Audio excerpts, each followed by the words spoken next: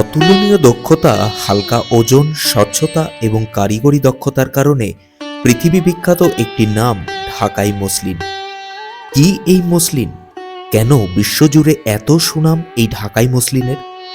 কোথা থেকে এলো এমন নাম? কি এর ইতিহাস? চলুন আজকের এই ভিডিওতে সংক্ষেপে একটু জেনে নেওয়া যাক এই মসলিনের ইতিবৃত্ত। বিশেষ এক ধরনের তুলোর আঁশ থেকে প্রস্তুতকৃত সুতো দিয়ে তৈরি এক প্রকারের অতি সূক্ষ্ম কাপড় হলো এই মসলিন। তৎকালীন ভারতীয় উপমহাদেশের বিভিন্ন অঞ্চলে মসলিন উৎপাদন করা হতো, তবে অবিভক্ত বাংলার প্রধান উৎপাদন কেন্দ্র ছিল ঢাকা, মুর্শিদাবাদ ও শান্তিপুর। এছাড়াও মালদা ও হুগলিতে কিছু কিছু জায়গায় এই মসলিন উৎপাদিত হতো। মসলিনের পথ চলা শুরু হয়েছিল আজ থেকে প্রায় 400 বছর আগে। বঙ্গদেশ অর্থাৎ বাংলাদেশ সহ ভারতের পশ্চিম বাংলায় উৎপাদিত মসলিন সুদূর চীন, আমেরিকা, নেদারল্যান্ড, জার্মানি, ইটালি, মিশর, ইউরোপ সহ গোটা বিশ্বে ছড়িয়ে পড়েছিল। Periplus of the Erythraean Sea শীর্ষক গ্রন্থে মসলিন সম্পর্কে বিশেষ ধরনের তথ্য পাওয়া যায়। রোমানরা মসলিনের খুব কদর করত। রোমানরাই ইউরোপে প্রথম মসলিন কাপড়ের ব্যবসা চালু করে এবং ধীরে ধীরে এটি প্রবল জনপ্রিয়তা লাভ করে। মসলিনের সূক্ষ্মতার দিকটি ইতিহাসের বিভিন্ন ঘটনা থেকে জানা যায়। ইতিহাসে আছে মোগল আমলে তৈরি করা ঢাকাই মসলিন ঘাসের উপর রাখলে এবং তার উপর শিশির পড়লে নাকি কাপড় প্রায় দেখাই যেত না। কয়েক গজ মসলিন কাপড় ফু দিয়ে উড়িয়ে দেওয়া যেত বলে জনসাধারণ একে হাওয়াই কাপড় বলতো। এমনকি একটি আংটির ভেতর দিয়ে এক থান কাপড় অনায়াসে টেনে বের করা যেত। দেশলাইয়ের বাক্সেও এই সূক্ষ্ম মসলিন রাখা যেত। বাংলা মসলিন শব্দটি আরবি, ফার্সি কিংবা সংস্কৃত মূল শব্দ নয়। এসি বার্নেল ও হেনরি ইউল নামে দুজন ইংরেজ কর্তৃক প্রকাশিত অভিধান হবসন জবসনে উল্লেখ করা হয়েছে মসলিন শব্দটি এসেছে মসুল থেকে। ইরাকের এক বিখ্যাত ব্যবসা কেন্দ্র হল মসুল। এই মসুলেও অতি সূক্ষ্ম কাপড় প্রস্তুত করা হতো। এই মসুল এবং সূক্ষ্ম কাপড় এই দুইয়ের যোগসূত্র মিলিয়ে ইংরেজরা অতি সূক্ষ্ম কাপড়ের নাম দেয় muslin.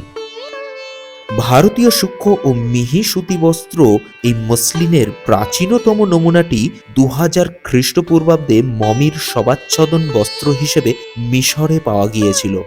The Periplus of the Erythraean Sea গ্রন্থে ভারতীয় তুলার প্রথম বাণিজ্যিক উল্লেখ পাওয়া যায়। উক্ত গ্রন্থে ভারতের বিভিন্ন অঞ্চল থেকে ইউরোপে মসলিন জাতীয় সূক্ষ্ম ও মিহি সুতি বস্ত্র রপ্তানিরও উল্লেখ রয়েছে। ভারতের পূর্ব তথা বাংলা এবং উত্তর পশ্চিম অঞ্চলে প্রচুর পরিমাণে মসলিন উৎপাদিত হতো, তবে গুণমানের ক্ষেত্রে বাংলার মসলিন ছিল শ্রেষ্ঠ। গ্রন্থটির বিবরণ অনুসারে বাংলার গঙ্গা বন্দর থেকে ইউরোপের বণিকগণ মসলিন সংগ্রহ করত। প্রথম খ্রিস্টাব্দের প্রথম শতকে রোম সাম্রাজ্যের স্বর্ণযুগে অভিজাত রোমান নারীরা এই মসলিন পরেই দেহ সৌষ্ঠব্য প্রদর্শন করতে ভালোবাসতেন। চতুর্দশ শতকের মাঝামাঝি সময়ে বাংলায় আগত পর্যটক ইবনে বতুতা তার কিতাবুর রেহালা গ্রন্থে সোনারগাঁওয়ে তৈরি এই বস্ত্রের বিশেষ প্রশংসা করেছিলেন। এছাড়াও পঞ্চদশ শতকে বাংলায় আগত চীনা লেখকগণের লেখাতেও এই বস্ত্রের ভূয়সী প্রশংসার উল্লেখ পাওয়া যায়। বাংলার মসলিন শিল্প তার সোনালী সময়ে ছিল স্বয়ংসম্পূর্ণ। একটি শিল্প গড়ে ওঠা, টিকে থাকা কিংবা ধ্বংস হয়ে যাওয়ার পেছনে কাজ করে অনেক ভৌগোলিক, সামাজিক, অর্থনৈতিক আর রাজনৈতিক নিয়ামক। বাংলায় গড়ে ওঠা মসলিন শিল্প এর ব্যতিক্রম নয়। মোগলদের পরাজিত করে ব্রিটিশ বণিয়ারা বাংলা দখলের আগেই বুঝতে পেরেছিলেন যে তাদের বিলেতি শাড়ির একমাত্র প্রতিদ্বন্দ্বী হল ঢাকার এই মসলিন। তাই তারা মসলিনকে চিরতরে দূর করে দিতে চাইল। প্রথমেই তারা মসলিন কাপড়ের ওপর অত্যাধিক শুল্ক বা ট্যাক্স চাপিয়ে দিল। বিলেত থেকে আমদানি করা কাপড়ের ওপর শুল্ক ছিল 2% থেকে 4%, কিন্তু মসলিন সহ দেশি কাপড়ের ওপরে তারা ট্যাক্স বসালো 70 থেকে 80%। তাই দেশে যেমন বিলেতি কাপড় সুলভ হলো, একই সঙ্গে ব্যয়বহুল হয়ে উঠল মসলিন সহ দেশীয় কাপড়গুলো। প্রতিযোগিতায় তাই মসলিন আর টিকতে পারছিল না, কিন্তু তারপরও টিকেছিল মসলিন। এবার ইংরেজ শাসকগণ নিষেধাজ্ঞা জারি করল মসলিন তৈরির ওপর। তাদের নিষেধাজ্ঞা অমান্য করেও চলল মসলিনের উৎপাদন।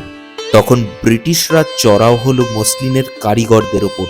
তারা মসলিনের কারিগরদের ধরে ধরে তাদের আঙুল কেটে দেওয়া শুরু করলো, যাতে গোপনে গোপনে তারা মসলিন তৈরি করতে কিংবা এর নির্মাণ কৌশল অন্যদের শিক্ষা দিতে না পারে। আর এভাবেই একদিন বাঙালিরা হারিয়ে ফেলল তাদের গর্বের এই মসলিন তৈরির প্রযুক্তি জ্ঞান। ভিডিওটি যদি ভালো লেগে থাকে তাহলে অবশ্যই লাইক করুন, শেয়ার করুন এবং কমেন্ট করে জানান। আর এই ধরনের আরও ভিডিওর দ্রুত আপডেট পেতে অবশ্যই চ্যানেলটি সাবস্ক্রাইব করে সঙ্গে থাকুন।